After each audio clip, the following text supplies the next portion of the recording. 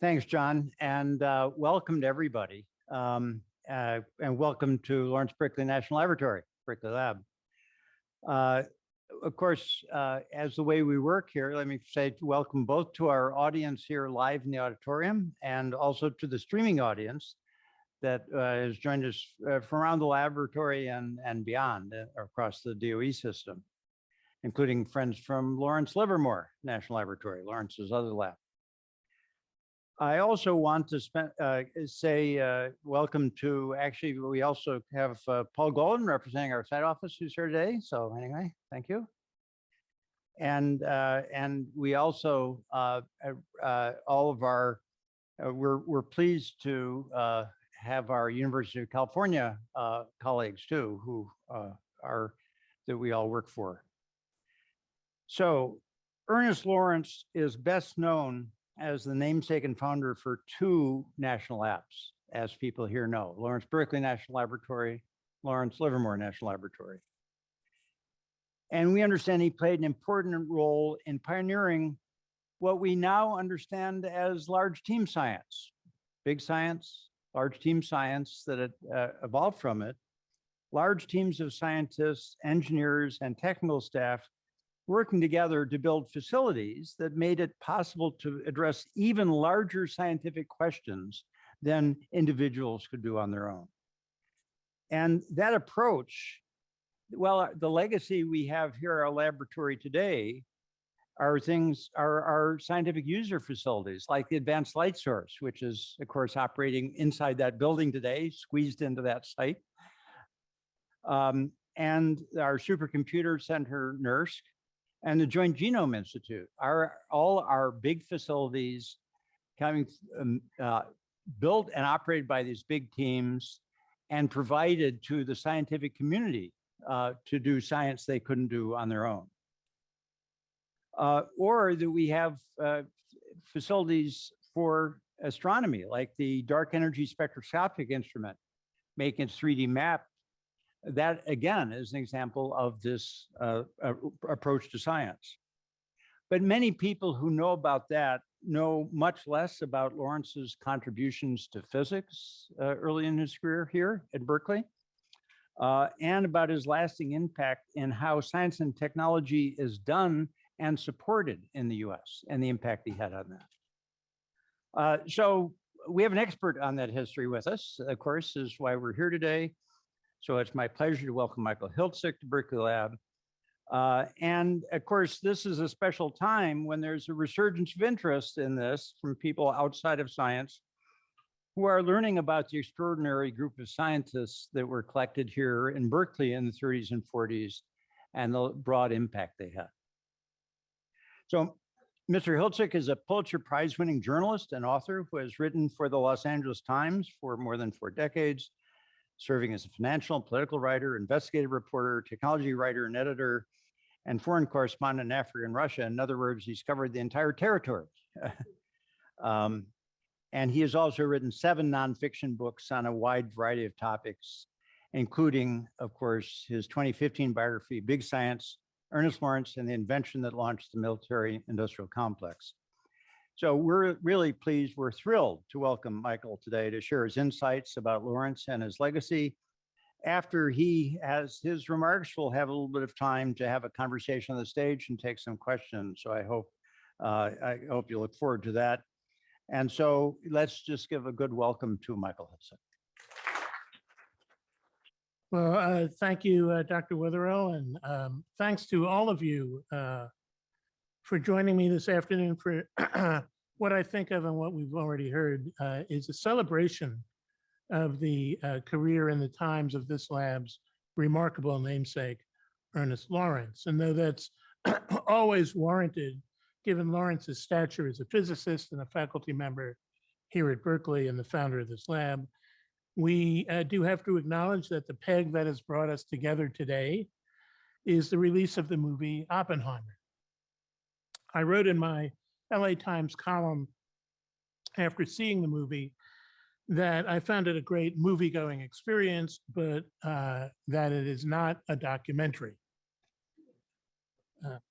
The filmmaker Christopher Nolan made choices that are understandable in terms of his goal of keeping Oppenheimer's character and torments and political martyrdom at the center of his story, but they led to some historical inaccuracies and gaps in the audience's knowledge and understanding about physics and the times that I tried to correct and fill in through my column, but there were too many really to fit into the 1,500 or 1,700 words that I had, and indeed to cover in the next 20 minutes or so.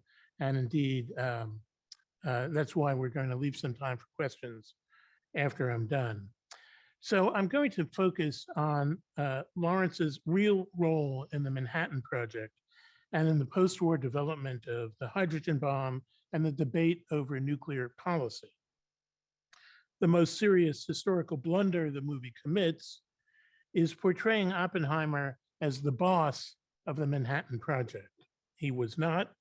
In fact, the role of the scientific chief of that project, although that title didn't really exist, fell more to Ernest Lawrence than it did to Oppenheimer. And of course, the military boss of the Manhattan Project and really the director of the entire project was General Leslie Groves, who we'll talk a little bit more in the next few minutes.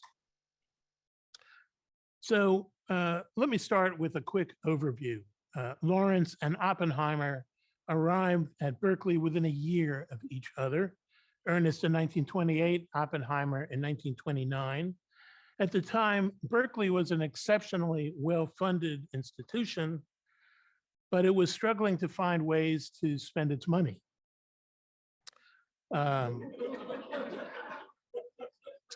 One choice was to build up its scientific faculty, especially in physics, where it was considered in world terms a backwater. So Berkeley and its administrators went trawling among promising young faculty members at Eastern universities, offering them the chance to make their way in their careers without having to wait for entrenched cadres of senior faculty to die off and open up space for them. And this was the pitch that lured Lawrence here to Berkeley from Yale, where he was an associate professor at the time. So as young bachelors with shared interests in physics, Lawrence and Oppenheimer became fast friends. They traveled together. Lawrence, after he got married, named his first son after J. Robert Oppenheimer. And this friendship blossomed even though their personal backgrounds and general personalities were very divergent. Here they are, Oppenheimer and Lawrence on a joint camping trip to New Mexico, where Oppenheimer owned a ranch. This is in 1931. Oppenheimer, his usual scruffy self. Lawrence turned out in what Oppenheimer used to call his, quote, very proper English riding clothes. Lawrence's invention and development of the cyclotron, as I think most of us know, starting in 1929, made him famous. Thanks to the machine's capabilities, Lawrence's charm, and his ability to explain abstruse engineering and physics principles in lay terms, Lawrence would become the most famous native-born scientist in America, arguably the first American scientific celebrity at a time when the public was fascinated by science and scientists. Here's the most telling manifestation of his fame, a cover story in Time magazine. It's November 1st, 1937, in which Lawrence is pictured over the caption, "He creates and destroys."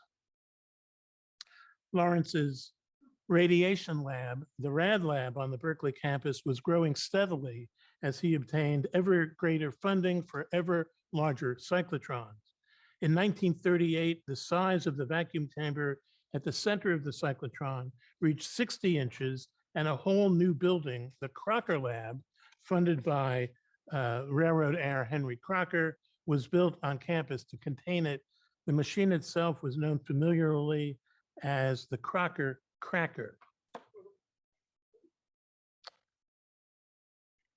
And here, this is a photo of the Rad Lab staff sitting and standing within the magnet yoke for the 60-inch. Ernest is in center front here. Behind him, standing at the back of the picture, is Oppenheimer here. And there are two other Nobel laureates in this photograph. Louis Alvarez is here, and Ed McMillan, who also happened to be Ernest Lawrence's brother-in-law. They married sisters over there. And this photo, I think, hints at Oppenheimer's role in the Rad Lab and his professional relationship with Lawrence at this time, which was symbiotic. The torrent of experimental results coming from the cyclotron fed Oppenheimer's theoretical musings, and Lawrence relied on Oppie to explain some of the results he was getting. Let the cyclotron produce a perplexing result, and Lawrence's invariable reaction was, let's go ask Oppie. Lawrence's engineering skills and his salesmanship placed him within the highest echelons of America's scientific elite. And here he is in 1940 in that group. From left, you see Ernest. Next to him is Arthur Compton of the University of Chicago, Vannevar Bush, president of the Carnegie Institution and a very important scientific advisor to the Roosevelt administration, James B. Conant, president of Harvard, also an important advisor to FDR, Carl Compton, president of MIT and Arthur's brother, and Alfred Loomis, a rich industrialist who was one of Lawrence's most important patrons, a physics amateur in the classic sense.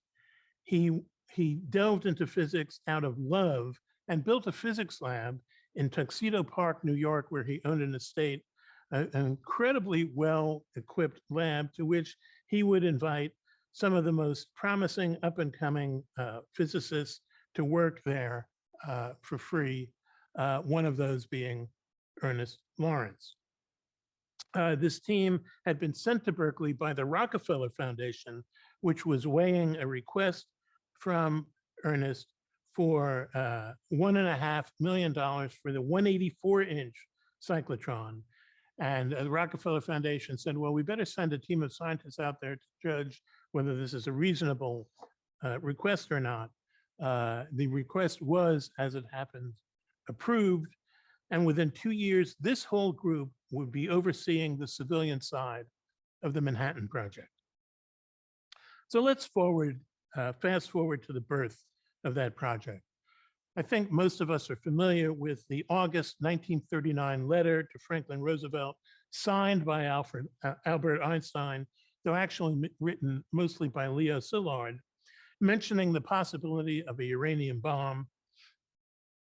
FDR immediately created a government committee to pursue the idea, but it almost instantly stagnated under the assumption that no such bomb could be developed plausibly in time to affect the coming war.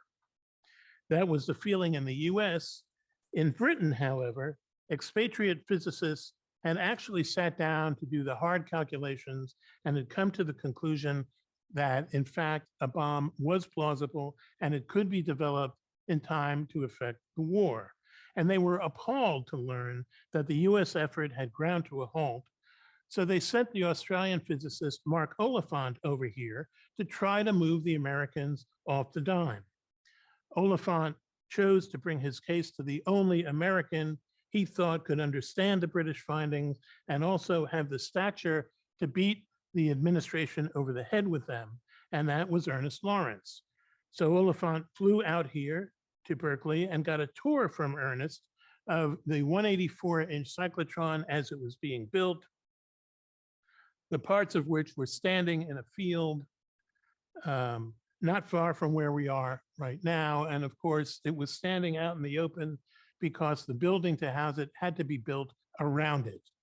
And I think if you've been up to that site, you've seen photographs or a photograph of the superstructure of the building going up around the magnet yoke. So anyway, this is September 20th, September 22nd, 1941. Lawrence called in Oppenheimer to listen to Oliphant's pitch. And 3 days later, he was in Chicago to bring the news to Conant and Compton, along with Oliphant's warning that the Germans might get there first.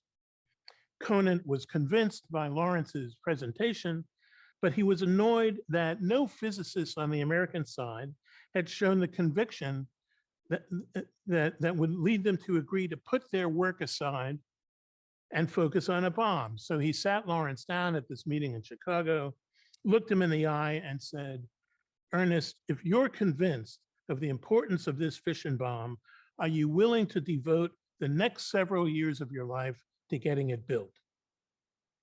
So Ernest swallowed hard and said, well, Jim, Uncle Jim, if that's what you want me to do, then yes, I'm ready to do it. Now, if you are looking to pinpoint the birth date of the Manhattan Project, that's as good a date as any. Now, Ernest essentially donated the 37-inch cyclotron, which was still in the Rad Lab on the Berkeley campus, 2 generations old by that point. He donated the 37-inch to the effort, converting it into a mass spectrograph for the electromagnetic separation of U-235 from U-238 as sort of a proof of concept. The point being that you had to have enriched uranium up to about 80% U-235 to have a fissionable explosive weapon. And that process ended up being expanded into a massive industrial installation in the hollows of Tennessee. The plant was known by the secret designation Y-12, but eventually took on the name of the little nearby village called Oak Ridge. Well, Y-12 was Lawrence's baby. He supervised the design. He recruited the technical staff, many of them from the Rad Lab. The separation process was subject to numerous technical faults and foulings, but it seemed that Lawrence, on his frequent visits to Oak Ridge, was almost always able to solve them very quickly, a manifestation of his preternatural affinity for complex machinery that actually enabled him to conceive of the cyclotron in the first place and mastermind the building of the first several generations. By the way, in almost 2 full years of operation from March 1943 to mid-1945, Y-12 only produced enough enriched uranium for a single bomb, not even enough for a test bomb, just one bomb, and that was the bomb that was dropped on Hiroshima. The experience brought Ernest into a close relationship with the Manhattan Project's military boss, General Groves. Groves trusted Lawrence more than any other scientist on the project, and nothing showed that more than the decision about who to appoint as director of the last lab in the cascade of research centers within the Manhattan Project, the lab that would actually design the bomb. Groves originally thought of placing that responsibility with Lawrence, but he concluded that he needed Lawrence to keep working at Y-12, to keep perfecting the electromagnetic separation of uranium, and in fact, to oversee the installation of a gaseous diffusion plant at Oak Ridge. So his final choice was Oppenheimer, but Groves hesitated, both because Oppenheimer didn't have a Nobel Prize, which Groves erroneously thought would limit his authority over other physicists, and also because of Oppenheimer's known leftist sympathies. So he sought Lawrence's opinion, and Lawrence responded with a letter stating, and I'm quoting here, "I'm glad to recommend him in highest terms as a man of great intellectual caliber and of fine character and personality. There can be no question as to his integrity."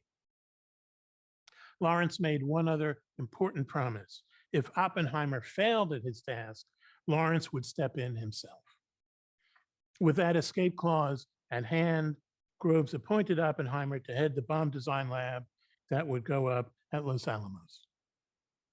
So the project proceeded toward testing the plutonium bomb, built around a plutonium core generated at the Manhattan Project's plutonium manufacturing works at Hanford, Washington. And at 5:30 a.m., July 16th, 1945, Ernest was at the Trinity test at an observation post 27 miles from ground zero, along with a number of other physicists, including the bongo playing, if you've seen the movie Oppenheimer, the bongo playing Richard Feynman. Ernest decided to watch the detonation through the windshield of his car wearing dark sunglasses, but as 0 hour approached, he got out of the car and stood in the open air. As he told General Groves in a memo, just as I put my foot on the ground, I was enveloped with a warm, brilliant white light. Above 10 or 15,000 feet high in the air, he could see a purple afterglow, which he recognized as the effect of radioactive ions on nitrogen in the atmosphere.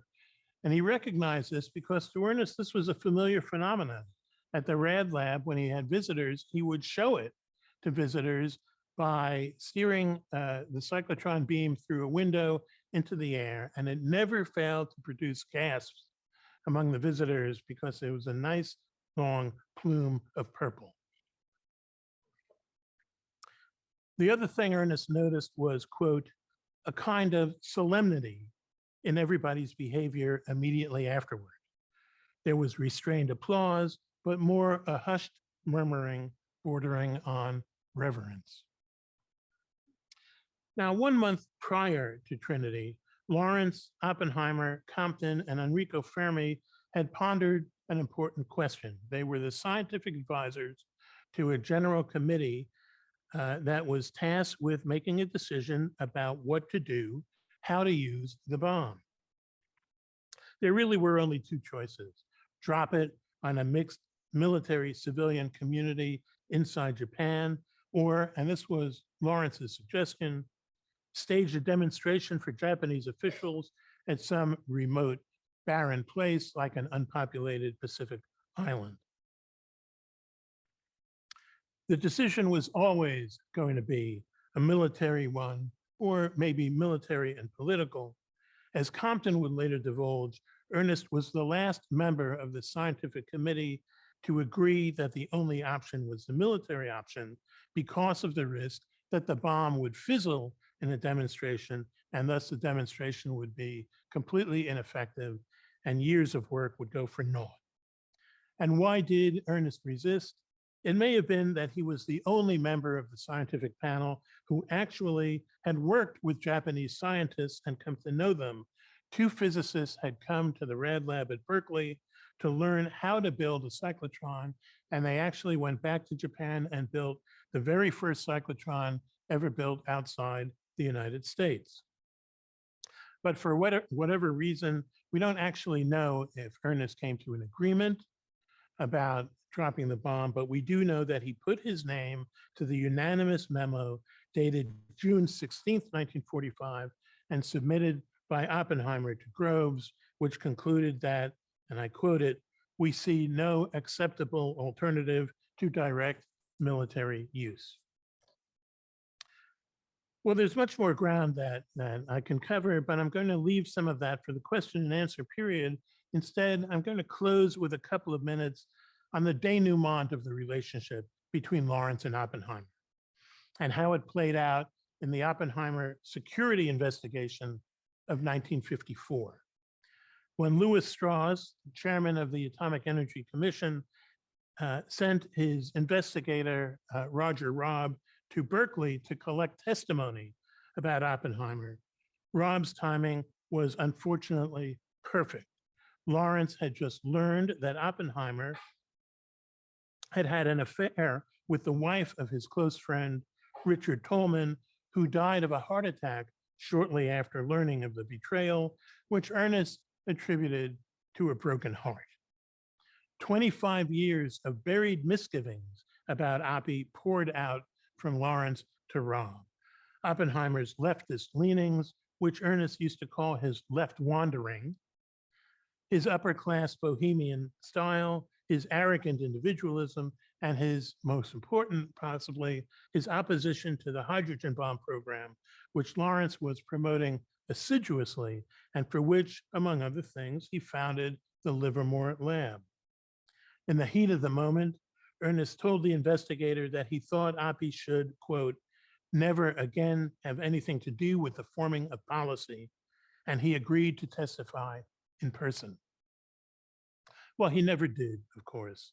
As the date neared for his testimony, Lawrence had a severe attack of second thoughts. He knew that the physics community overwhelmingly supported Oppenheimer in this investigation, and that the Rad Lab had become the center of anti-Oppenheimer sentiment, in part because of the conflict over the thermonuclear program. Lawrence was concerned that Berkeley would get a reputation of being a cabal against Oppenheimer, and he thought this was not really a good look for his lab. So he phoned Strauss the Monday before his scheduled appearance from a meeting at the Oak Ridge Lab, and sustained a vicious tongue lashing from Strauss, including an accusation that he was just being a coward. But instead of testifying, he flew home to Berkeley. Nevertheless, his comments to Roger Robb made it into the record in a very damaging way. Those who knew Ernest and Oppenheimer personally tried hard for years to figure out the source of the vehement enmity that Lawrence had developed for his old friend, and they never could quite put their finger on it. Oppenheimer couldn't explain it either. In 1963, 4 years before his own death, he said, "The bitterness became very acute after 1949 and was never resolved. Ernest disapproved of my leftward course and told me so. But there was never anything there that would have led to any great bitterness." And with that, I will close my remarks and open the floor for questions.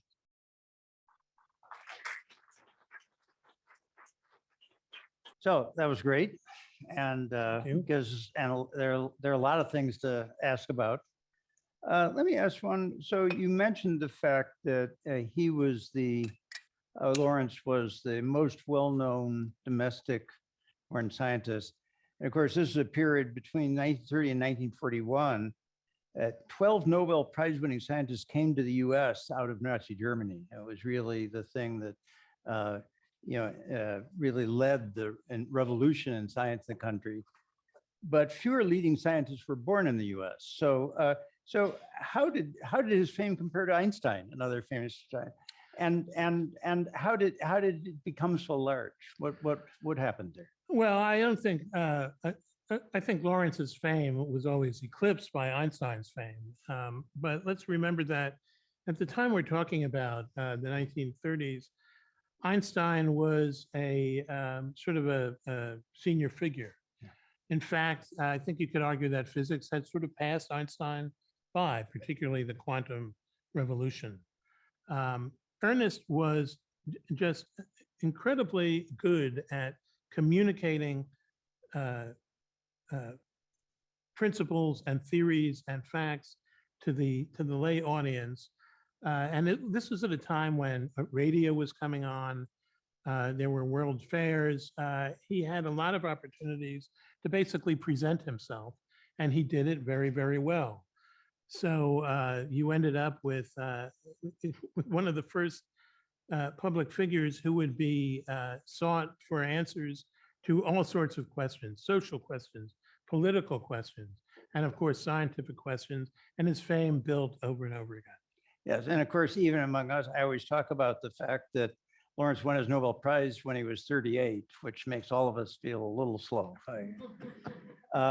So another thing he was exceptional in, Lawrence, was this ability to raise money for his research. And really, that tradition of philanthropic support for science, which became enormously important in the United States, but not so much elsewhere. So how did that work? How was he able to be so successful raising money for science of all things? Well, I think there are a lot of factors there. One is, as I said, his ability to communicate abstruse principles in lay terms, and foundation directors were in many ways laymen. Yeah. Ernest's ability to explain what he wanted to build and why was very, very important. And he had an instinct for tailoring his pitch to whatever the foundation's interest was. And there was one example when he went to the Josiah Macy Foundation in New York. The Macy Foundation was devoted to medical research. So Lawrence went to the Macy Foundation and said, look, you want medical research? My cyclotron is producing just scads and scads of isotopes useful for medical treatments and medical research. And the Josiah Macy Foundation said, yeah, sure. Well, where do we sign up? Another thing that he did was he was never shy about allowing his cyclotron concept and his cyclotron designs to be communicated and shared with other institutions. And this created a sort of competition in which every major university, every major research institution wanted their own cyclotron. This basically validated the principle of building bigger and better cyclotrons, even though there were some who thought that this competition wasn't particularly healthy for science. And one of the critics was Carl Compton, who we mentioned, who was president of MIT. Compton got a cyclotron for MIT. Yes, he did. And then wrote a paper saying, this competition in which everybody wants a cyclotron, that's a real waste. Yeah. It should stop just after we got ours. Yeah. In fact. Yeah, I know that well. So we're here at Lawrence Berkeley National Laboratory, of course, our sister laboratory, Lawrence Livermore National Laboratory. How did that develop? Yeah, there were a couple of threads that led to the development of Livermore. One was, and we're talking now about 1950, Lawrence was thinking of the next iteration of atom smashing. And he came up with the idea of a massive linear accelerator. Basically, he was, after having created the cyclotron, which was a linear accelerator sort of coiled up, he was now going to uncoil it into an accelerator that he envisioned at 1,500 meters long with an electrical current that was greater than had ever been seen. And the reason that he thought this was something that could be built was that at that moment, America was facing a shortage of uranium, needed uranium to produce plutonium, but there were only two world sources of uranium. One was in the Belgian Congo, the other was in Canada, and it was unclear whether enough uranium was going to be available from these sources to fit the needs of America's plutonium arsenal. So Lawrence came up with the idea that if you build this huge linear accelerator, you can use waste uranium from all the work we've been doing up to now, and you can use that basically to create the uranium you need to produce plutonium. So he took this to the Atomic Energy Commission, which said, well, it sounds plausible, and they funded a prototype known as the Mark I, which went up at Livermore. Now, as it happened, that Mark I was a complete bust. For one thing, it was incredibly sophisticated machine that was given to multiple technical failures. And for a second reason, the uranium shortage actually disappeared because new sources of uranium were found in Colorado and elsewhere. So then the second thread for the founding of Livermore came in, and this basically was traceable to Edward Teller. Teller, while he was at Los Alamos, was constantly agitating for the creation of a second bomb lab to be sort of a companion to Los Alamos. And in Teller's conception, this was going to be Teller's lab.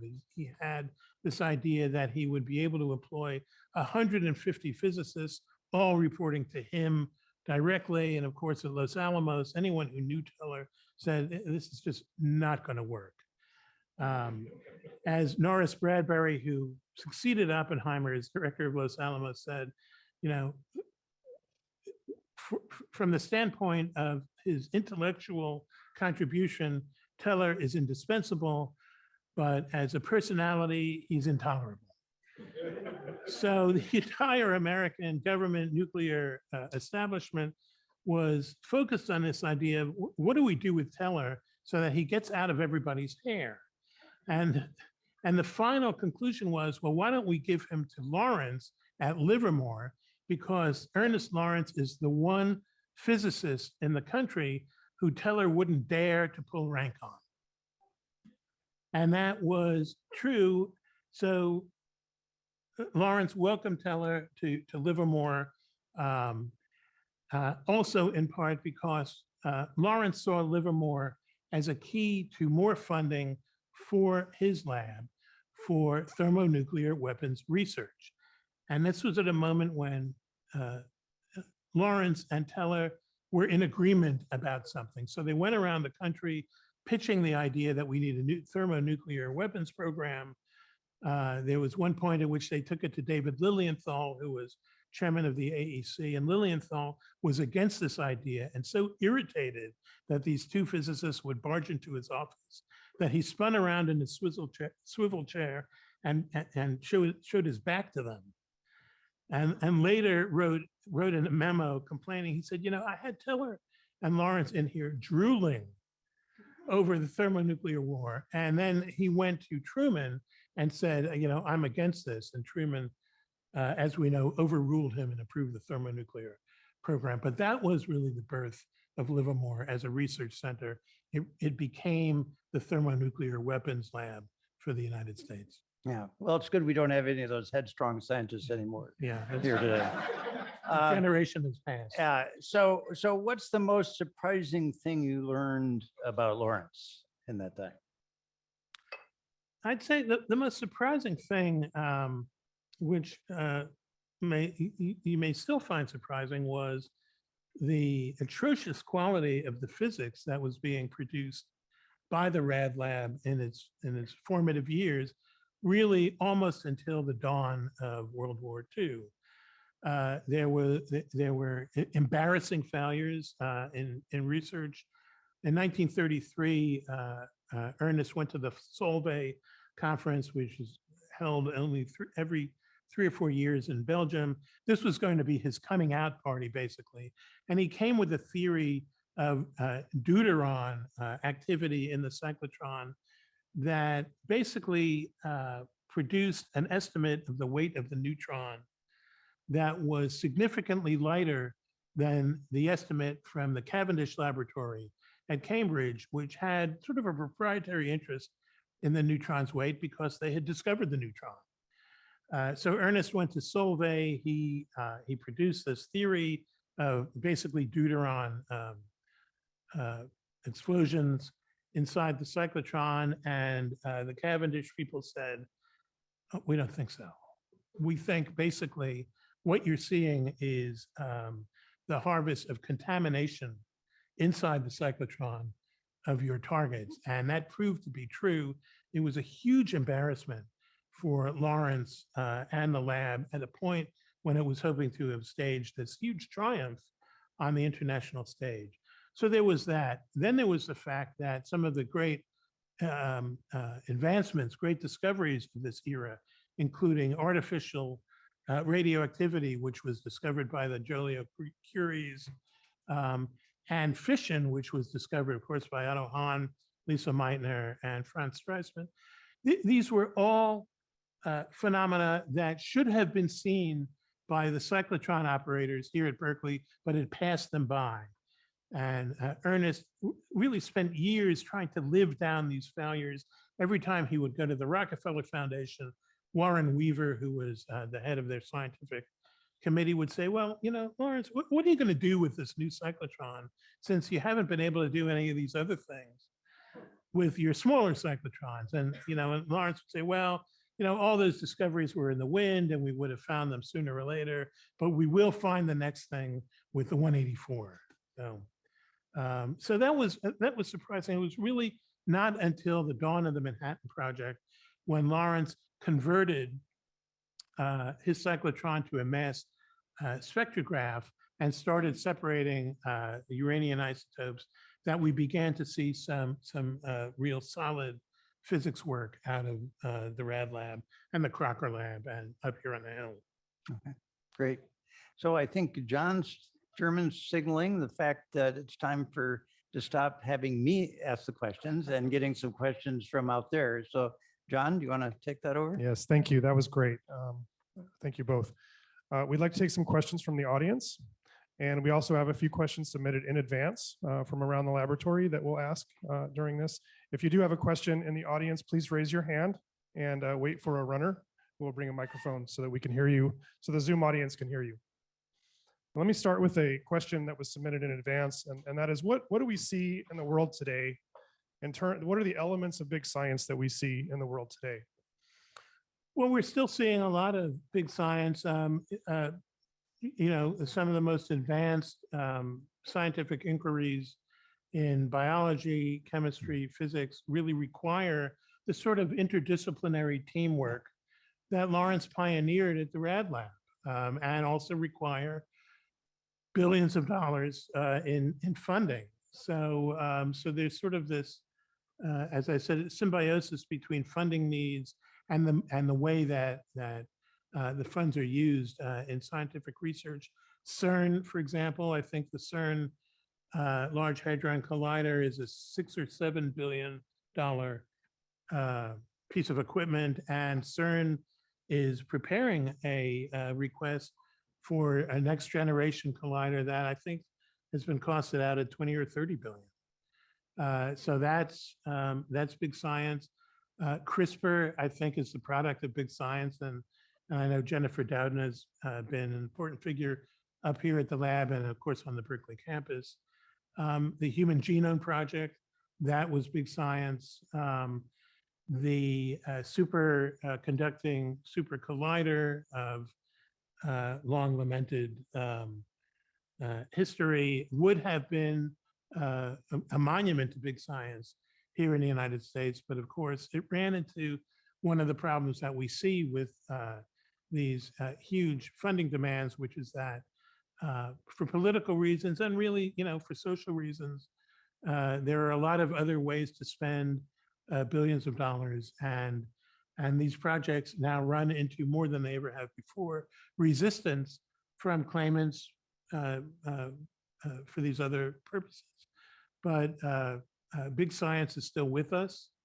I think Operation Warp Speed, which gave us the COVID-19 vaccines in record time for vaccine development, that was obviously a product of big science. I think Moderna got something in the neighborhood of $6 billion of government funding to basically bring its mRNA research to the point of a vaccine. Pfizer got hundreds of millions of dollars, or its partner did hundreds of millions of dollars from the German government for the same purpose. So I think we're at a stage when there are scientific investigations that can't be done without the injection of huge funds of money, and also with an interdisciplinary approach. Yeah, and that started, you know, in physics and astronomy, but it spread to chemistry and materials and biology, and now even environmental science, and where there are certain things you can do that way you can't do any other way. Yeah, and I think if you look at the installations here, you know, at the lab that I've seen, you know, throughout this morning, the entire lab is built on an interdisciplinary model, if I have that right. That's right. Thank you. There's a question right here. Oh, we've got one in the back. Okay, and then Carol. Go ahead. Thank you. And thank you for coming to speak with us today. John has scooped me a little bit, so I'll adapt my question somewhat. In your book, Big Science, you talk about how the way Lawrence operated the Rad Lab and the subsequent Manhattan Project really shaped the way we do science. And in particle physics, still, as you said, we have this large collaborative model. I'm wondering if you're seeing now, today, any other kind of paradigm shift in the way we do science. How is big science evolving, but are there other sort of working models that you're starting to see come through? Well, I think the paradigm is upon us. I think, to steal a term from physics, I think to a certain extent, we've seen a grand unified theory of scientific research in which you need expertise from biology and chemistry and physics to work together to find the next big thing and to achieve what's been achieved in any of those fields. So, so I think Lawrence's paradigm was in its way prescient. It depended a lot on his personality and his ability to bring in experts from all these different fields, but he could see that this was going to be necessary moving ahead. Thank you. Okay, Carol, and then. So I have a keen interest in these institutions of big science that we call the national laboratories. I've heard tales about how in the post-war era, it probably took a couple decades for the laboratories to feel like they were really going to endure as institutional constructs beyond the war era. The production complex existed at that point in time. That was going to serve the military purpose. But the laboratories didn't know that they were going to exist long-term.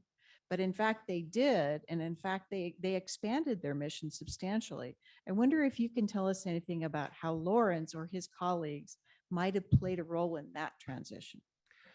Yeah, I'd say that Lawrence played a role in basically making sure that this lab and Livermore and the other labs that he had an interest in, including Oak Ridge, which, as he said, was Oak Ridge and Hanford were mostly industrial installations, and they were built by Eastman Kodak and DuPont, or DuPont and Eastman Kodak, respectively. But I think it was always fairly clear that this lab would survive, certainly as long as Ernest and his heirs were around. I think it was pretty clear that Los Alamos would survive because Los Alamos was being directed toward the newer needs of the Pentagon, including the beginnings of thermonuclear weapons research started at Los Alamos. And the first thermonuclear test, which was Mike, was actually conducted by Los Alamos, even though Teller and Livermore took credit for it. So as for the other labs, I think they probably transitioned. I'm not as familiar with some of the others, but they began to refashion themselves not only as government labs, but as labs that could actually do a lot of work for industry. And they brought those interests together for their own survival. Thank you. Everyone right here. So one question, my name is Sebastian Biro, that lead the climate science department here at the lab. I have a historic question, so not a physics question. Of course, as the US is the only and the first nation to drop a bomb on civilian population, there's a lot of questions about why that was. The film that you described portrayed this as if the scientists had any sway on that decision, which I think was not the case. The decision was made early in April 1945, way before the agreement was reached among the community.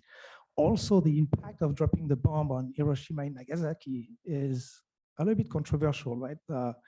It's not clear that that had the impact that we'd like to think it had on the stopping the war, but rather than the Russian moving, or the Soviets moving to Manchuria and potentially in the Sakhalin and Hokkaido Islands, really swayed the emperor to make that decision to stop the war. Well, could you comment?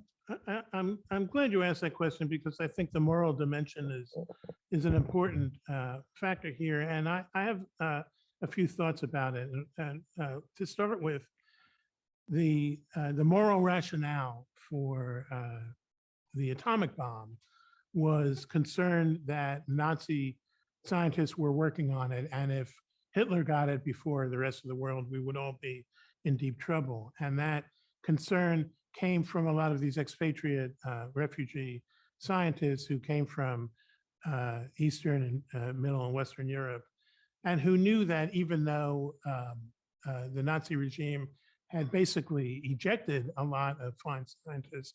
The ones who were left, we're talking about Heisenberg, Otto Hahn, von Weizsäcker, in the thinking of the expatriate physicists here, they were perfectly capable of doing the work that was necessary that they were doing here in the UK and the US. And they really wanted to make sure that we were going along that path and would get there first.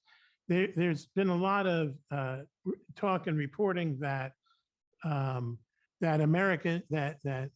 Allies knew as early as 1943 that the Germans did not have a bomb program. I think you have to put yourself in their shoes. No one could really be sure what the Nazi scientists were doing, and certainly General Groves never paid much attention to these reports that the Germans had gotten nowhere with their program. He thought, if they're capable, they might do it, and there's no reason for us to stop doing it because we're getting these reports. So within the Manhattan Project, toward the end, we're talking about early 1945 and through the middle of that year, there was growing sentiment that we needed to think about the post-nuclear weapon age. And most of that came from the metallurgical lab at the University of Chicago. Physicist James Franck wrote a very important paper that Arthur Compton, who was the head of that lab, sent up to General Groves and said, we need to think about this, and we need to think about the moral dimension of actually using this weapon on a population. But the metallurgical lab didn't know where the bomb design actually was at that point. Only Los Alamos did. And they were so busy working on the bomb and getting the Trinity test done and building the Fat Man plutonium bomb that they didn't really have time. It wasn't in their lifestyle at that moment to think about what's next. One of the other, you asked a question about, wasn't it understood, wasn't it the Soviet invasion or the Soviet declaration of war on Japan that really turned the tide and got Japan to surrender? I think there is so many theories and arguments about that we can't really know. My history professor in college used to say, this is looking up the armpit of history, the what if. So we don't know. I think one of the questions that's been raised, I think, quite often about the dropping of the bombs is why Nagasaki? Wasn't Hiroshima enough? And I've seen that put in another way, which is not why did we drop the second bomb, but why were there only 2 bombs? And the fact is that from the Pentagon standpoint, they had a weapon. They had no reason not to use it. They thought it would shorten the war. They thought it would save American lives in an invasion of Japan. They were prepared to build more plutonium bombs. One would be ready in September. And it was Truman who said, well, I think 2 is enough. And if you're going to drop another one, you better ask me first and then we'll decide.